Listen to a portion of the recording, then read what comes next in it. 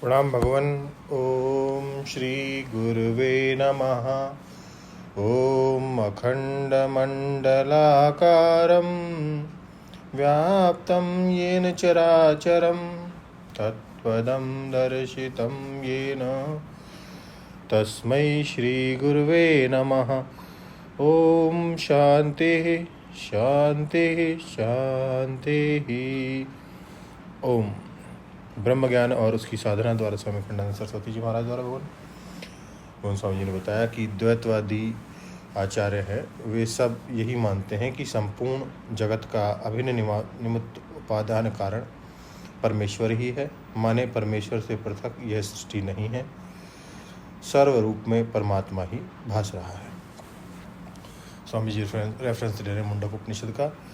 ब्रह्मैव इदम विश्वम इदम वरिष्ठम स एव आधस्तात् स एव परिष्ठात् आत्मैव आधस्तात् आत्मैव परिष्ठात् ब्रह्मैव आधस्तात् ब्रह्मैव परिष्ठतात् अहमेव आधस्तात् अहमेव परिष्ठतात्।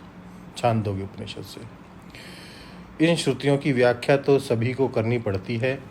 आप देखना, इन श्रुतियों में एक बार ब्रह्म शब्द का प्रयोग है, एक बार सह शब्द का प्रयोग है, एक बार आत्मा शब्द का प्रयोग है, एक बार अहम शब्द का प्रयोग है। और श्रुति बाकी ज्यों की त्यों है, नीचे ऊपर दाएं बाएं आगे पीछे सब ब्रह्म है, सब वही है, सब आत्मा है, सब मैं ही है।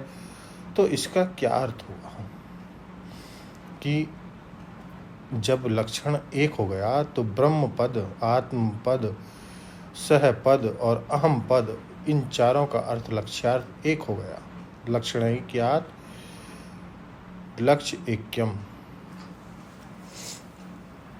लक्षण एक होने के कारण लक्ष्य एक हो गया। इसका अभिप्राय यह हुआ कि परमेश्वर के सिवाय दूसरा कोई नहीं है। यह भागवत दृष्टिकोण है। औपनिषद दृष्टिकोण से इसका भेद जल्दी समझ में नहीं आता है।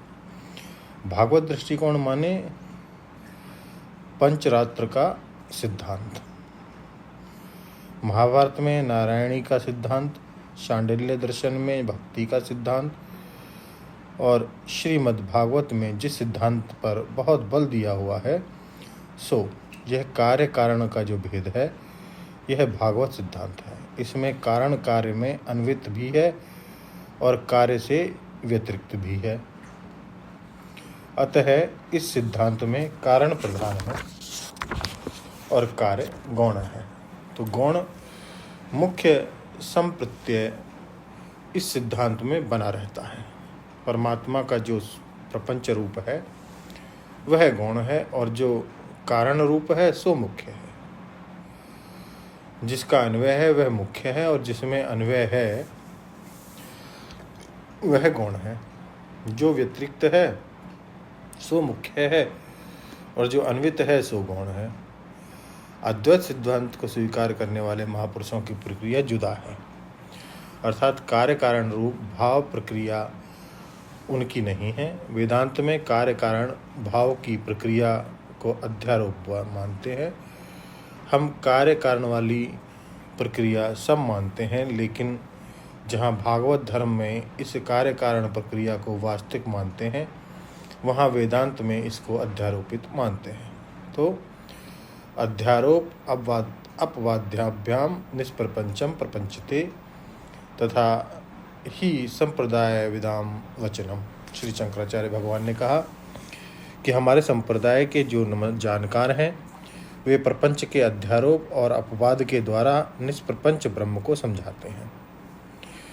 संप्रदाय का मतलब कोई फिरका, कोई मत, कोई मजहब नहीं। संप्रदाय माने ज्ञान की परंपरा। ईश्वर की दृष्टि में जैसा यह प्रपंच अपने स्वरूप में कल्पित है, नारायण की दृष्टि में जैसे यह प्रपंच है, ब्रह्मा की दृष्टि में जैसा यह प्रपंच है, वशिष्ठ की दृष्टि में जैसा यह प्रपंच है, शक्ति पराशर व्यास सुखदेव गौणपाद गोविंदपाद भगवतपाद शंकराचार्य की दृष्टि में जैसा यह प्रपंच है, इसको ज्ञान का संप्रदाय बोलते हैं। संप्रदाय शब्द संस्कृत में बड़ा उत्तम शब्द माना जाता है।